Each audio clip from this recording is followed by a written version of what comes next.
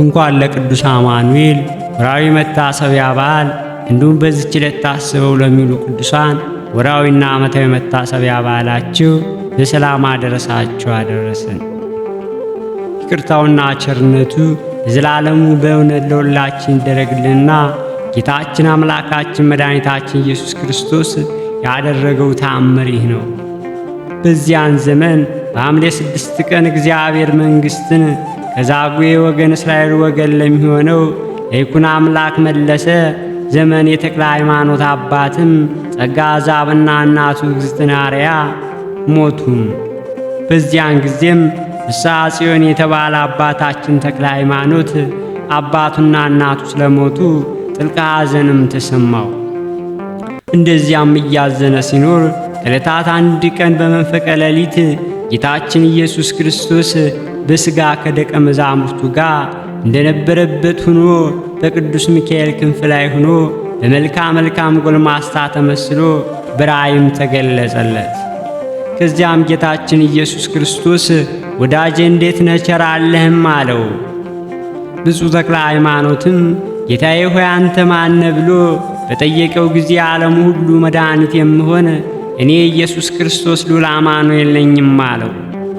በእናት ማኅፀን በጥሬ ያከበርኩ እኔ ነኝ፣ እኔ ዕድል ፈንታ ትሆን ዘንድ የመረጥኩም እኔ ነኝም አለው።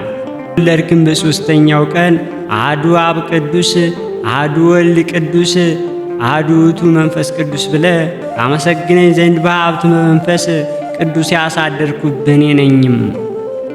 ከልጅነትም ጀምሮ እስከ ዛሬ ድረስ ብዙ ታምራትን እያደረግኩ በአንተ እጅ ሕሙማን እያዳንኳቸው እኔ ነኝ።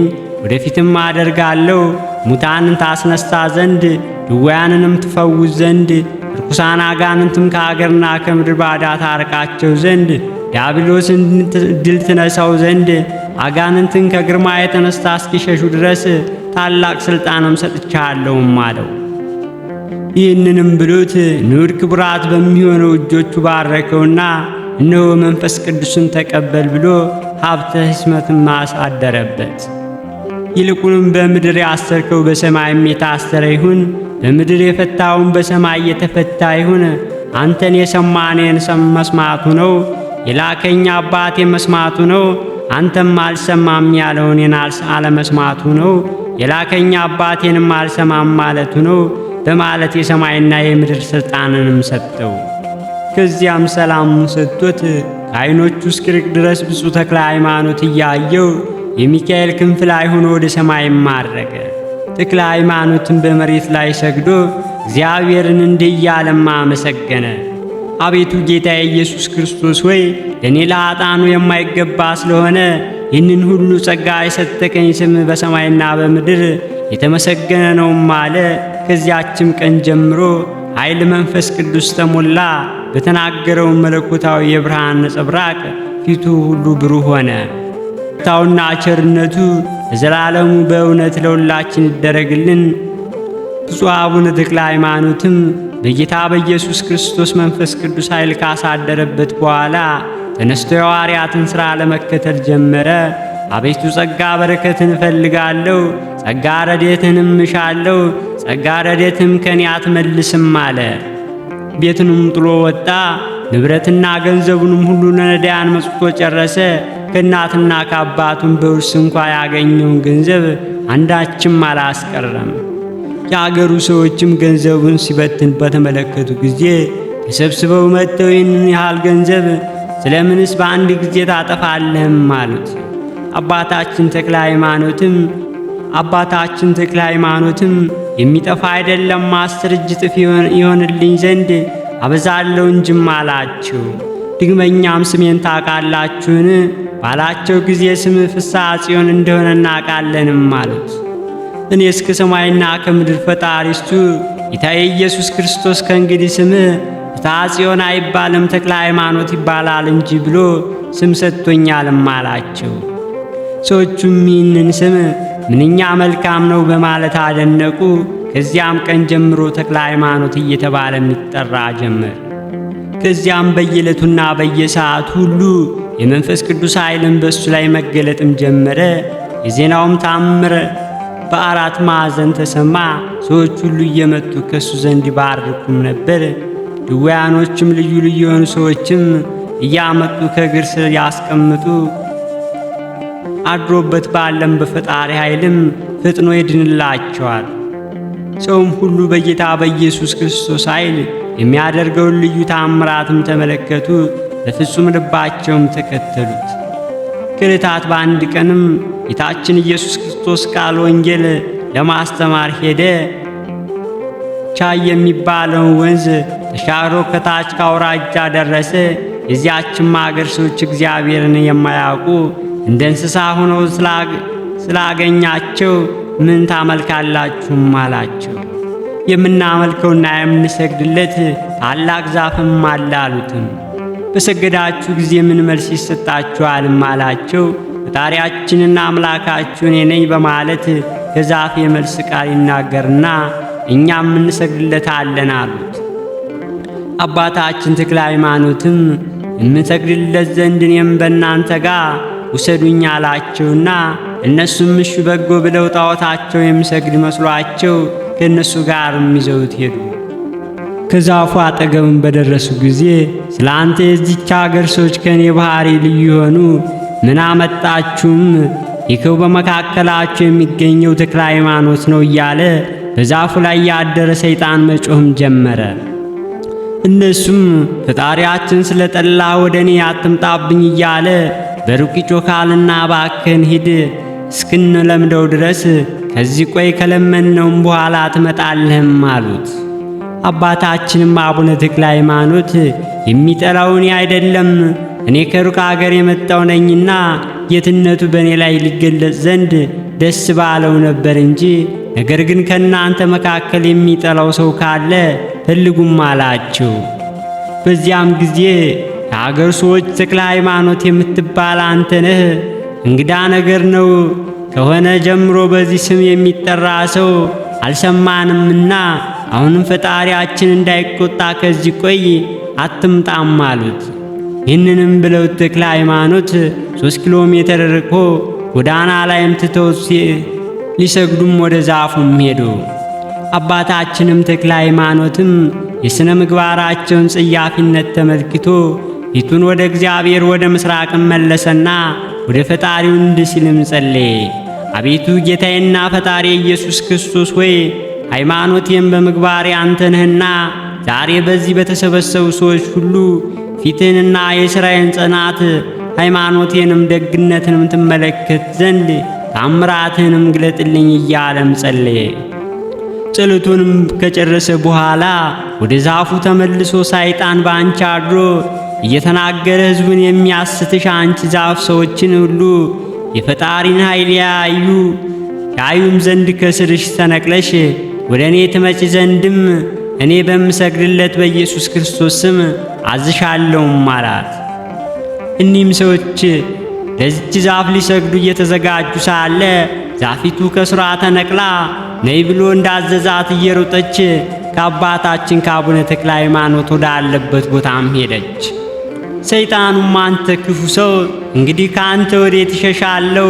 መላ የጽላ አውራጃ የተውኩልህን አልበቃ ብሎ ዛሬ ደግሞ ወገኖችን ልትቀማኝ ከዚህ መጣህ እያለ በዛፏ ላይ ሆኖ ይጮህም ጀመር። ሰይጣኑም እንዲሁ እየጮኸች ያቺ ዛፍ ከአባታችን ከተክለ ሃይማኖት ካለበት ቦታም ደረሰች። ብፁዕ አባታችንም ዛፊቱን ነይ ተከተኝ እያላት እሱ ከፊት ተቀድሟት ሲሄዱም እሷም ትከተለውም ጀመር። አባታችንም ተክለ ሃይማኖት የምትከተለውን ዛፍ ከእንግዲህ ባለሽበት ጸንተሽ ቁሚ አላትና እሷም ቀጥ ብላ በቆመችበት ጊዜ በእሷ ላይ አድሮ ያለው ሰይጣን እኔ ፈጠርኳችሁ እያልክ ሰውን ለምን ታስታለህም አለ። ሰይጣንም ከቶን የሐሰትና የሐሰት ምንጭ እንደሆንኩ አታውቅምን? በእኔ ለሚያምኑ ሁሉ እንደለመድክ ሐሰት እናገራለሁ። አሁንም ተወኝ እባክህ ልሂድ፣ ወደዚች አገር ድግመኛ እንዳልመለስና አንተንም ካለበት ቦታ ፈጽሜ እንዳልደርስ ለምናለሁም አለው። አባታችን አቡነ ተክለ ሃይማኖትም አንተ ቀድሞ እንዳሳትካቸው ዛሬም አጎሳቁለህና ውርደትን ያዙ። የዚችም አገር ሰዎች ቀድሞ እኔ በሐሰት አስቸኩልና ከእንግዲህ ከባሕር አባቱ ከአብ ከባሕሪው ሕይወት ከመንፈስ ቅዱስ ጋር ለኢየሱስ ክርስቶስ ስገዱም በላቸውም አለው። ሰይጣኑም መልሶ እናንተ የዚች አገር ሰዎች ቀድሞም እኔ በተከተላችሁኝ ጊዜ በሐሰት አሰትኳችሁ ኖርኩኝ። ከእንግዲህ አገራችሁን ትቼላችሁ ሄድኩ። ምድር ባዳ ይሁንላችሁ። አሁንም በሰማይና በምድር በእኔና በእናንተ የፈጠረ ለጌታችን ለኢየሱስ ክርስቶስ እየሰገዳችሁም ተገዙም አላቸው። ዳግመኛም ወዮልኝ፣ ወዴት ማረፊያ አገኛለሁ? ከዚህም ሰው ወዴት ሸሽቻ አመልጣለሁ? በባሕርስ ወይስ በጫካ ነው? በሁሉም ዘንድ ማረፊያ አጥቼ ተቸግሬአለሁና ከእንግዲህ ወደ ምድር ባዳ ሄጃለሁ። ልቀመጥም ይሁን እንኳ ድል ላደርግ ልከራከረው የማይቻለኝ ተክለ ሃይማኖት የተባለ አርበኛ ተነስቶብኛልም እያለ አለቀስም። ይህንንም ተናግሮ እንደ ጢስ ተኖ እንደ ትቢያም በኖ ጠፋ። በዚያ ስም የተሰበሰቡ ሰዎች ሁሉ ጌታ ኢየሱስ ክርስቶስ በአገልጋይ በአባታችን በተክለ ሃይማኖት እጅ ያደረገውን ታምር እያዩ አይተው አደነቁ። እየሆነ ድንቅ ንግግርም ተመልክተዋልና። ከዚያም የተነሳ የአገሩ ሰዎች ሁሉ ወደ አባታችን ወደ ተክለ ሃይማኖት መጥተው በሕይወት ብርሃን አባታችን በመልካም ጎዳና ምራን እያሉ ከእግሩ ስርም ወደቁ። አባታችንም ተክለ ሃይማኖት ልጆቼኑ መልሳችሁ ተከተሉኝ፣ እናንተ በፈጣሪ በእግዚአብሔር በልጁ በኢየሱስ ክርስቶስ ስም እመኑም አላቸው። እንግዲህ ሁሉን እንደ አንድ ልብ መካሪ፣ እንደ አንድ ቃል ተናጋሪ ሁነን አንተ እንዳልከን በአምላክ በእግዚአብሔርና በልጁ በኢየሱስ ክርስቶስ እናምናለንም አሉ። እሱም በአብ በወልድ በመንፈስ ቅዱስ አሳምኖ አጠመቃቸው። አባታችን አቡነ ተክለ ሃይማኖት በክተት አውራጃ ባለችው ገዳም ሳለ 3 ጊዜ ተክለ ሃይማኖት ብሎ ከሰማይ ቃል ጠራው። ብፁዕ አባታችን አቤቱን ያለው አገልጋይህን ነው አለው፣ የእግዚአብሔር ቃል እንደሆነም አውቋልና። ከዚያም እንደ ቀድሞ ብዙ ምርኮ ታስገባልኝ ዘንድ ከእንግዲህ ከዚህ ተነሳና ወደ ዳሞት ሂድም፣ ብዙ ሰዎችም ከአምልኮ ጣዖት ወደ አምልኮ እግዚአብሔር ትመልሳቸው ዘንድ አለህም አለው። በዚያም ባለበት ቦታም በመንፈስ ቅዱስ በሚወለድህ በልጅ በታዲዮስ እጅ ላይ ታላቅ ገዳም ሥራ። ከጥቂት ቀንም በኋላ ወደ በዓት ተመለስና የተጋደልክበትን በሠራከው ስለፈጸምክ ድካም በዚያ ቦታ ሴቶችና ወንዶች ልጆችም ይበዛሉ ብሎትም የሚናገሩም ቃል ዝም አለ። አባታችን ተክለ ሃይማኖቱም መዋዕለ ጾማውን ከፈጸመ በኋላ ወደ ሀገሩ ገብቶ የከተት አውራጃን ሰዎች ሁሉ ሰበሰበ። እኔ ፈጣሪ ወደ አዘዘኝ ቦታ ሄዳለሁና ባስተማርኳችሁ ትምህርት በጌታ በኢየሱስ ክርስቶስ በማመን ጸጥታችሁ ኑሩ። እሱም ቢፈቅድልኝ ኋላ ወደ እናንተ ተመልሼ እመጣለሁም አላቸው። የዚያች አገር ሰዎችም ሁሉ አባታችን ሆይ ለማን ጥለን ትሄዳለህ? አዲስ አማኞች ነንና ሃይማኖት ዝምና ማን ያጠናናል? በሚያቃጥል በቃል ወይም እንገናኛለን በነፍስ በሥጋ የሚጠብቀን እንዳንተ ያለ አባት የት እናገኛለንም እያሉ አለቀሱ። አባታችንም አቡነ ተክለ ሃይማኖት የፈጣሪ የኢየሱስ ክርስቶስ ትእዛዝ ተላለፍ ዘንድ ይቻለኛልንስ? ልቤንስ ለምን ትሰብሩታላችሁ? እናንተ እግዚአብሔርን በማምለክ ጸንታችሁ ኑሩ፣ እሱም የምትፈልጉትን ሁሉ ያደርግላችኋል። በእግዚአብሔር ያመነ ምንም የሚያጣው ነገር የለምናም አላቸው። እነሱም አባታችን ሆይ በሥጋ ብትለየን በመንፈስ አልተለየንም፣ በእግዚአብሔር ዘንድ ሁነኛ መመኪያ ነህና፣ ይህንንም ብለው ጽኑ ልቅሶ እያለቀሱ ሸኝተውት ሰደዱትም። ቅዱስ አባታችንም ጎዳናውን ይዞ ሄደ። ሲሄድም ለእጁ በትር ለእግሩ ጫማ አልያዘም ነበር። በዚያችም ቀን ከባድ ቦታ ጌታችን ኢየሱስ ክርስቶስ ተገልጾ እንዲህ አለው፣ ወዳጄ ተክለ ሃይማኖት ሆይ እኔ ከአንተ ጋር ስለሆንኩ ስለሄድክበት ሁሉ አትፍራ። ወደምትሄድበት ሁሉ የምትቀመጥበት የብርሃን ሰረገላ ይሆንልሃል። ወንጌልንም እያስተማርክ ሕዝብንም በእኔ ስም አሳምን። ይህንንም ከነገረው በኋላ ከእሱ ተሰወረ። ከዚያችም ቀን ጀምሮ በብርሃን ሰረገላ እየተቀመጠ የሸዋ ክፍለ ሀገር ሁሉ እየዞረ የእግዚአብሔር የጌትነቱን ምስክር የምትናገር ወንጌልን አስተማረ። ወደ ነሰሌትም ወረዳ ዋፊትም ወደምትባል ተራራ ላይ በወጣ ጊዜ በተራራው ላይ አጋንንት እየነደፉ ሲጨፍሩም አገኛቸው። ድምፃቸውም እንደ ጦርነት እንደሚገሰግስ እንደ ፈረስ ኮቴም ነው። እንደ ውሻና እንደ ዝንጀሮ ጉርጥም ይጯጯሃሉ። የአገሩ ሰዎች ግን ያመልኳቸውና አይሰግዱላቸውም ነበር። ብፁዕ አባታችን በሰማይ በምድር በሰማይ በምድር ያለውን ሁሉ የፈጠረ እግዚአብሔር መስገድ ሲገባችሁ ለርኩሳን አጋንንት ለምን ትሰግዳላችሁም አላቸው። እነሱም ፈጣሪያችን በዚህ ካልሰገድንለት ዝም ይለናልን? ካልሰዋንለት ወንዶችና ሴቶች ልጆቻችን ይገድልብናል፣ ገንዘባችንና አገራችንም ያጠፋብናል። ስለዚህም እንሰግድለታለን እንገዛለታልም አሉት። ብፁዕ አባታችንም ምን ያየው ዘንድ አምላካችሁን ወዴት አለም አላቸው። እነሱም ሌሊት በሆነ ጊዜ እሳት ለብሶ በጅብ ተቀምጦ እንደ ክረምት ነጎድጓድ እየሰማ ይመጣል። በግራ በቀኝ በጅብ ተቀምጦ ሰልፈኞችን ይከቡታል። ሁሉም ባፋቸው እሳት እያናፋ ይመጣልም አሉት። አባታችንም ተክለ ሃይማኖት በእውነት ርኩስ ነው፣ ይልቁንስ ከፈረሶች እሱ የረከሰ ነው። ሲመጣ እስከሚመሽ ድረስ እንጠብቀውና ያሸነፈኝ እንደሆነ እሰግድለታለሁ፣ እኔ ያሸነፍኩት እንደሆነ ግን ለእኔ ፈጣሪ ትሰግዳላችሁም አላቸው። እነሱም አዎ አንተ ካሸነፍከው ለአንተ አምላክ እንሰግድለታለንም አሉት። በመሸም ጊዜ ከቶ ግርማ የሌለው ይህ ሰይጣን አጋንንት እንደ ልማዱ በሚያስፈራ ግርማ መጣ። አባታችን ተክለ ሃይማኖት ግን በመስቀል ስላማተበበት ጋኔኑ ከተቀመጠበት ጅብ ላይ ወደቀና እንደ ጢስ ተኖም ጠፋ።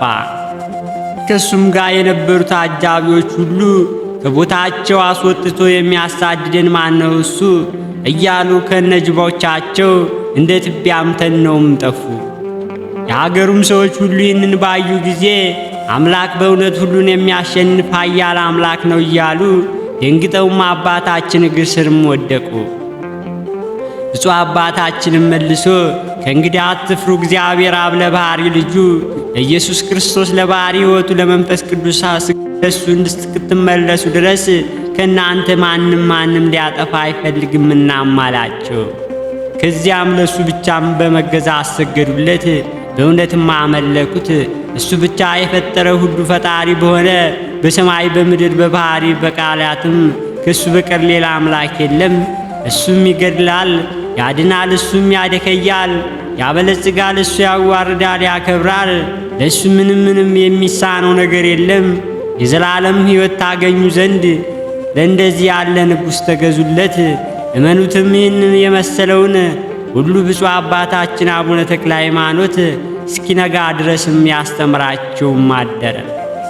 አባታችን አቡነ ተክለ ሃይማኖት ፈጽማችሁ በእግዚአብሔር ካመናችሁ ምንም አይነት አያሸንፋችሁም፣ ይህ ጋኔን ደካማ ነውና አሁንም የፈጣሪ ኢየሱስ ክርስቶስ ኃይል ይታይ ዘንድ ሄዳችሁ ለአገሩ ሰው ሁሉ ንገሩና የታመሙበትን በሽተኞች ይዞ ይምጣ፣ እሱ ዋጋ ላሳጣበት በነፃ ያድናችኋልም አላቸው። እነሱም እየሮጡ ሂደው ለአገሩ ሰው ሁሉ ነገሩና ሰዎችም በእነሱ ዘንድ ያሉትን በሽተኞች ሁሉ ሰብስበው ይዘው ወደ እሱ ሲመጡ ገና ከአባታችን ከተክለ ሃይማኖት ዘንድ ሳያደርሷቸው በሩቅ ባዩ ጊዜም አንተ ክፉ ሰው የክተትና የጸላትን አውራጃ የተንኮልህን አቀባበልህን ከዋልብት ላሳደርከው ካልበት ላታሳድረን ካደርበት ላታውለን በማለት ከዚህ ደግሞ ልታሳድደን መጣህን? እንግዲህ ዘወትር እየጠፋህ የምትከተለን በእግርህ እየሄድክ ነው ወይስ በንፋስ ሰረገላ የተቀመጥክ? አንተ እኮ የምንሸሽበትም አጣን። አሁንም በመከራ ጸናኸን፣ እኛም በፈቃዳችን እንሄዳለን በማለት በሰዎች ላይ ያደረው አጋንንት ሁሉ ጮኸ። ከዚያም ከእንግዲህ ወደዚች አገር አንመለስም እያሉ በመማልና በመገዛት በጥቁር ባሪያ በዝንጀሮ አምሳል ከበሽተኞች እየወጡ ሸሽተው ከገደሉም ገቡ። አውሬውና በሽተኞቹም ሁሉ ዳኑ።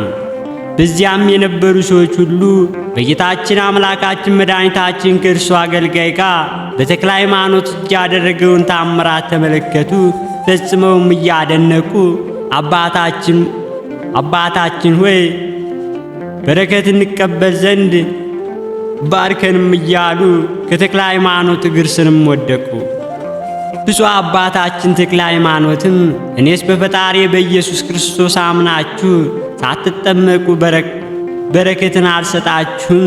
እናንተ አስቀድሞ የአጋንንት ወገን ነበራችሁና አላቸው። የአገሩ ሰዎችና ከበሽታ የዳኑ ሁሉ አባታችን ሆይ ያዘዝከን ሁሉ እናደርጋለን አሉ። ብፁዕ አባታችንን በእግዚአብሔር ታመኑ፣ በስሙም ተጠመቁ ዘንድ አዛችኋለሁም አላቸው። እነሱም ተነስተህ አጥምቀን አሉትና በአብ በወልድ በመንፈስ ቅዱስም አጠመቃቸው። ይቅርታውና ቸርነቱ ለዘላለም በእውነት ለሁላችን ይደረግልን ለዘላለሙ አሜን። ይቅርታውና ቸርነቱ ለዘላለሙ ለሁላችን ይደረግልንና የጌታችን የአምላካችን የኢየሱስ ክርስቶስ ወደዚህ ዓለም የመምጣቱ ምስጢር እንዲህ ነው።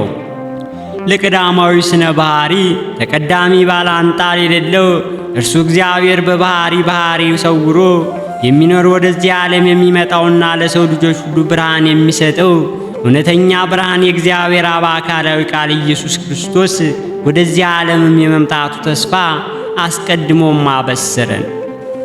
ከሄኖክ ዘመን ጀምሮ በክቡራን የቀድማት አበው ራእይና በቅዱሳን ነቢያት አንደበት የትንቢት መልእክት መተላለፊያ የሱባኤው አመዳደብ የዘመኑ አቆጣጠር የምሳሌው ትርጓጎም በትክክል ስላልተረዱ የፍጻሜ ዘመን እጅግም ረጅም ዓመታትና ብዙ ትውልድን አሳለፈ። ራእዩም ጨለመ፣ ትንቢተኞችም ከሰሙ በማለት በተሰፈኞች ሲጫጫም በተዘጋጁ ነበር። እግዚአብሔር ግን የተናገረውን የማያስቀር ቢሆንም ሥራውን ሁሉ የሚሠራ ታምርም ዓለምን የመምጣት ምስጢርም በእውነት ለሁላችሁ ይደረግልንና የመድኃኒታችን የኢየሱስ ክርስቶስ ምስጢር እንዲህ ነው። በየጊዜው ስለሆነ የመጣደፍ ወይም የመዘግየት ባህሪ በእሱ ዘንድም ቦታ የላቸውም። ስለሆነም እግዚአብሔር ለሰው ልጆች የነበረው ፍቅር ታላቅ ከመሆኑ የተነሳ ጊዜውም ሲደርስ ትንቢትም ሲፈጸም ቃሌ አይታበይም ከንቱ ወይም ምትሃትም ሆኖ አይቀርምና እነሆ ሱባኤው ተቃረበ፣ ቀኑም ተመደበ ብሎ የሰው ልጆች ከወደቀበት ጉድጓድ ከአዝቀትም ከረግረግ መንጥቆ ለማውጣት በየቀየው በአምላካዊ ሥራ ለሆነው በእርሱ የሚያምኑ ሁሉ የዘላለም ሕይወት ያገኛል ብሎ በማወጁ ተቀዳሚ ተከታይ የሌለው አንድ ልጁን አሳልፎ ለመስጠት በገባው ቃል ኪዳን መሠረት ልጁን ወደዚህ ዓለም ላከው። ከዚያም ዓለማትን ሁሉ ፈጥሮ ራእይ ያስገኘ በከራቤ በሲና ተራራ በአምሳሉ ነበልባል አመልማልም የተገለጸ ሰማያትና ምድር ሊወስኑት የማይቻለው መለኮታዊ ባህሪ በንፋስ በሥጋ አዋህዶ ከድንግል ማርያምም ተወለደ። ይህም ጌታችን ኢየሱስ ክርስቶስ መወለድ ያስደሰተው ምድራዊ የሰው ልጅ ብቻም አልነበረም፣ ሰማያዊ መላእክት ነበር እንጂ። ምክንያቱም ማን ቢሆን ማንም እግዚአብሔር ለማየት የሚያስችለው ኃይል ስለሌለው እርሱ ፍጥረቱን ሁሉ ፈጣሪ ልዑል ባህሪ ዝቅ አድርጎ በአጭር ቁመቱ በጥበብ ደረቱ ተወስኖ ሊጠበቅ የኖረ ተስፋ ተፈጸመም አይቷልና። በዚህም ዕለት የእግዚአብሔር ክብር ወዳለበትና የትንቢት ብርሃን ወደ በራበት ምድር መጥተው በቤተልሔም ኮረብታዎች ላይም ሊቀመጡ የማይቻላቸው የመላእክት ሰራዊት ተከማቹ። ሰውና መላእክትን በማኅበር ለእግዚአብሔር ያቀርቡት ምስጋና ከምድር እስከ ሰማይ ማስተጋባ።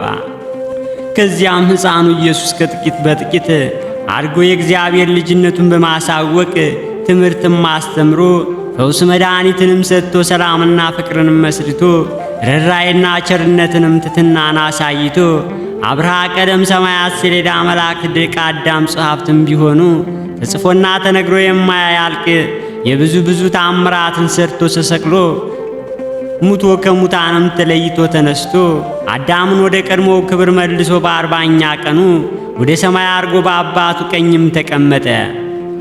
ድግመኛም በመለኮታዊ ግርማ በመውጣቱ በጻድቃንና በኃጥአን ጉባኤ ተገኝቶ ይግባኝ የሌለው የማይገሰስ ፍርድም ይሰጣል። እንግዲህ በዚች ሰዓት እንደ ምሕረቱ መጠን ይቅርታ ይደረግልን፣ ቸርነቱ የሚደረግልን ለዘላለሙ አሜን።